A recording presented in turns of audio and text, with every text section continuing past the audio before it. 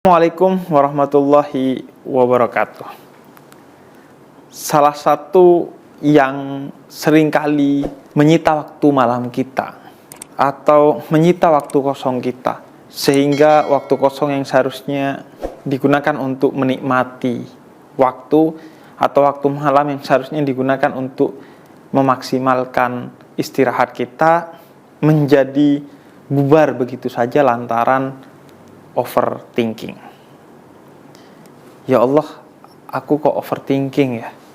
Overthinking artinya berpikir secara berlebihan. Dan dijelaskan dalam Al-Quran bahwa segala sesuatu yang berlebihan itu pasti buruk. Karena kata Allah, wallahu la yuhibbul musrifin. Dan Allah itu tidak menyukai sesuatu yang berlebihan. Segala sesuatu. Kulu wasrobu wala tusrifu. Makan dan minumlah jangan berlebihan. Makan dan minum kalau berlebihan jadi kembung. Begitu juga membaca informasi. Kita jangan berlebihan. Karena ketika berlebihan, maka kita akan mengalami satu keadaan yang berlebihan pula. Misalnya di tengah COVID-19, ketika kita berlebihan membaca informasi, maka akan ada ketakutan, kecemasan yang tidak penting dan tidak perlu. Begitu juga berlebihan bahkan dalam hal beribadah dan beragama. Kita juga dilarang. Nabi pernah melarang seorang sahabatnya untuk berpuasa terlampau sering. Dia mengatakan, Nabi saya ingin berpuasa. Ya sudah, sebulan 3 kali aja. Enggak, Nabi kurang. Ya udah seminggu 2 kali, Senin Kamis. Enggak, Nabi kurang. Ya udah sekali dalam 2 hari. Puasa Daud, sekarang puasa, sekarang besok enggak. Kemudian setelah tua, sahabat ini mengeluh karena sudah sakit-sakitan. Padahal masih tidak begitu tua. Kata dia, andai saya dulu mengikuti apa yang dinasihatkan oleh Nabi untuk berpuasa sebulan 3 kali aja atau seminggu 2 kali, maka saya tidak akan ringkih seperti sekarang. Ada seorang anak muda yang berpuasa tanpa dia makan sahur dan berbuka karena ingin lebih hebat dari Nabi Muhammad dalam puasanya. Akhirnya bukan imannya yang naik, tapi asam lambungnya yang naik. Nabi tegur dia, jangan berlebihan dalam beragama. Maka jika ibadah dan agama saja kita dilarang untuk berlebihan, apalagi kemudian dalam berpikir. Maka jangan berlebihan dalam berpikir. Bagaimana kemudian cara kita berhenti berlebihan dalam berpikir atau overthinking ini? Dalam tuntunan Islam, paling tidak ada beberapa hal. Yang pertama adalah mengetahui bahwa pikiran itu memang harus dibatasi. Karena akal itu diciptakan dalam keterbatasan. Karena itu sadari lantaran akal itu terbatas, maka jangan gunakan ia untuk sesuatu yang berlebihan. Di samping akal ada yang namanya hati. Untuk digunakan oleh kita ketika akal itu telah sampai pada batasnya. Dalam penggambaran Jalaluddin Rumi, seorang sufi tersohor asal Persia, akal itu seperti Nabi saat Mi'raj ia sampai ke langit ke-7. Dia disimbolisasikan seperti Jibril sampai langit ke-7. Tapi ketika Nabi naik ke Sidratul Muntaha, Jibril tidak ikut. Akal tidak bisa menjangkau sesuatu yang berada di luar kemampuan nalar. Maka di sana wilayah hati. Maka jangan berlebihan dalam menggunakan akalmu. Jangan overthinking dalam berpikir, karena akal itu ada batasnya. Maka ketika kamu sudah merasakan lelah dengan pikiran-pikiranmu, cepat berhenti untuk berpikir dan serahkan pada hati untuk menghandle sesuatu tersebut. Misalnya, Anda telah mempersiapkan segala sesuatu untuk kegiatan besok, tapi Anda masih merasa kurang dalam pikiran Anda, maka berhentilah dan kemudian serahkan kepada hatimu untuk merasakan. Bisa jadi apa yang saya anggap kurang ini, besok ternyata tidak sehektik, tidak seriuh yang saya bayangkan. Maka hati kemudian akan menghandle untuk kemudian merelakan. Dengan berbagai perangkat-perangkat yang diajarkan dalam Islam. Misalnya, hati akan tawakal, hati akan ikhlas. Berikanlah jatah hati itu, jangan jatah hati itu dikorupsi oleh akalmu sehingga akalmu menjadi overthinking, berpikir yang berlebihan. Segala sesuatu itu ada batasnya. Ketika batas itu engkau terobos, maka kecelakaan, kekacauan, dan keburukan-keburukan itu yang akan mengenai kamu, bukan kesuksesan. Kemudian yang kedua, overthinking itu menurut seorang psikolog yang bernama Kevin Horney, bersumber dari apa yang ada di pikiran kita yang dimunculkan oleh satu kata saja, yaitu seharusnya. Horney menyebut ini sebagai cengkraman atau tirani seharusnya. Kita selalu berpikir bahwa kita seharusnya begini dan begitu. Padahal kita memiliki kemampuan yang terbatas. Padahal kita memiliki keterbatasan dalam banyak hal. Karena itu, berhentilah berpikir dengan frame seharusnya. Tapi gantilah dengan berpikir dalam frame semampunya.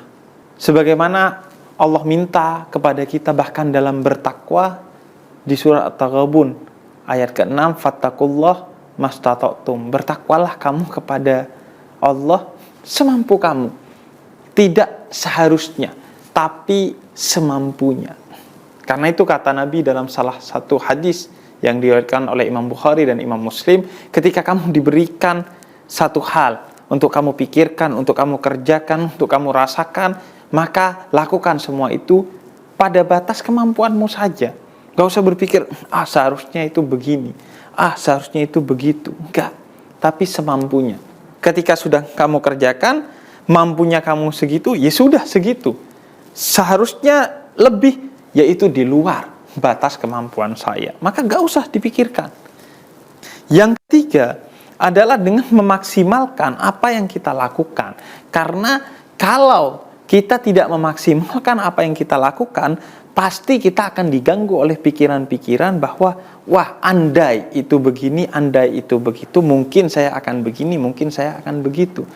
Tawakal tidak akan bisa maksimal, ikhlas tidak akan bisa maksimal kalau kamu masih dibayang-bayangi andai saya begini, andai saya begitu kemarin. Karena itu, maksimalkan, setiap mengerjakan segala sesuatu maksimalkan agar engkau tidak diganggu oleh overthinking, pikiran berlebihan tentang andai begini, andai begitu. Karena sudah maksimal kamu melakukannya.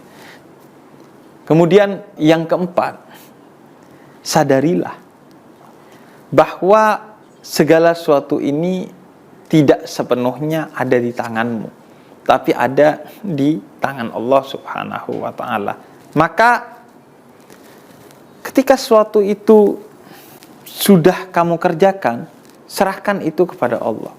Alih-alih kamu overthinking, tapi kamu berdoa, meminta kepada Allah kalau ada kekurangan diperbaiki, sehingga apa yang kamu lakukan bukan sesuatu yang sia-sia, tapi sesuatu yang betul-betul bermanfaat, yaitu doa itu sendiri. Dan yang terakhir adalah manusia ini makhluk yang tidak sempurna. Al-insan mahallul khata' wan nisyan. Setiap manusia itu pasti melakukan kesalahan, baik disengaja ataupun tidak disengaja, baik karena kehilafan ataupun bukan, baik secara langsung ataupun tidak langsung. Maka berdamailah dengan semua keadaan yang ada pada kamu. Overthinking tidak akan mengubah keadaanmu. Maka yang bisa kamu lakukan atas keadaanmu, berdamai. Berdamai dengan apa yang ada pada dirimu, yang telah kamu lakukan. Memang kita tidak bisa lepas dari yang namanya kekurangan dan kesalahan serta kehilafan itu. Maka berdamailah. Jika Allah saja mengampuni dirimu, padahal Dia yang paling berhak untuk menghukummu, kenapa engkau menghukum dirimu sendiri? padahal itu bukan hakmu, dan itu akan membuat kamu berada dalam keadaan yang semakin buruk dan buruk. Maka ampuni dirimu sendiri sebelum kau meminta ampun kepada Allah dengan segala kekurangannya, dengan kemudian tidak overthinking. Dan satu tambahan lagi, tips dari saya adalah dengan mengisi waktu-waktu kosong kita dengan zikir kepada Allah atau hal-hal yang bermanfaat. Karena khairun nas anfa'uhum linnas, kata Nabi, sebaik-baiknya manusia yang bermanfaat bagi manusia lain. Dan ala bidzikrillah tatmainnal qulub, zikir kepada Allah, ibadah kepada Allah itu akan menenangkan batinmu.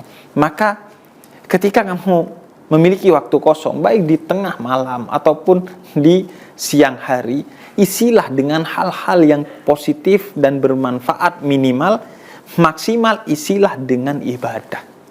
Ketika kamu mulai memasuki waktu Indonesia Overthinking, WIO, maka isi dengan hal-hal yang minimal bermanfaat. Misalnya karena saya seorang penulis, saya menulis. Atau karena saya seorang konten kreator, saya menyiapkan konten. Atau bahkan ketika dulu saya sebelum menikah, saya membuat video di malam hari. Tapi yang lebih maksimal adalah isi waktu kekosongan itu dengan zikir dan ibadah kepada Allah. Di malam hari itu adalah jarak terdekat dengan Allah. Dalam riwayat, maka gunakan untuk sholat tahajud, untuk sholat malam, untuk membaca Quran, untuk membaca buku karena itu juga ibadah, untuk bersalawat kepada Nabi Muhammad dan lain sebagainya. Karena ruang kosong dalam pikiran itu yang akan membuat kita terdorong untuk berpikir lagi dan berpikir lagi. Maka ketika ruang kosong itu ada, di waktu yang kosong itu isilah pikiran dengan hal-hal yang positif, dengan memikirkan hal-hal yang bermanfaat. Atau jika tidak ada yang kamu ingin pikirkan yang bermanfaat, pikirkan Allah. Dan itulah seideal-idealnya zikir. Karena zikir utamanya bukan soal diucapkan atau di hati, tapi zikir utamanya adalah ketika kamu memikirkan Allah, mengingat Allah, menghadirkan Allah dalam segenap pikiran dan diri kamu. Overthinking itu tidak ada gunanya. Dia itu sia-sia minimal, maksimal atau bahkan membuat buruk dirimu, mengancam kesehatan mentalmu. Sadari itu, maka jangan pernah menjadikan pikiranmu begitu liar, agar tidak memikirkan hal yang minimal sia-sia, dan apalagi memikirkan hal-hal yang berdosa atau maksiat. Maka jangan overthinking. Wassalamualaikum warahmatullahi wabarakatuh.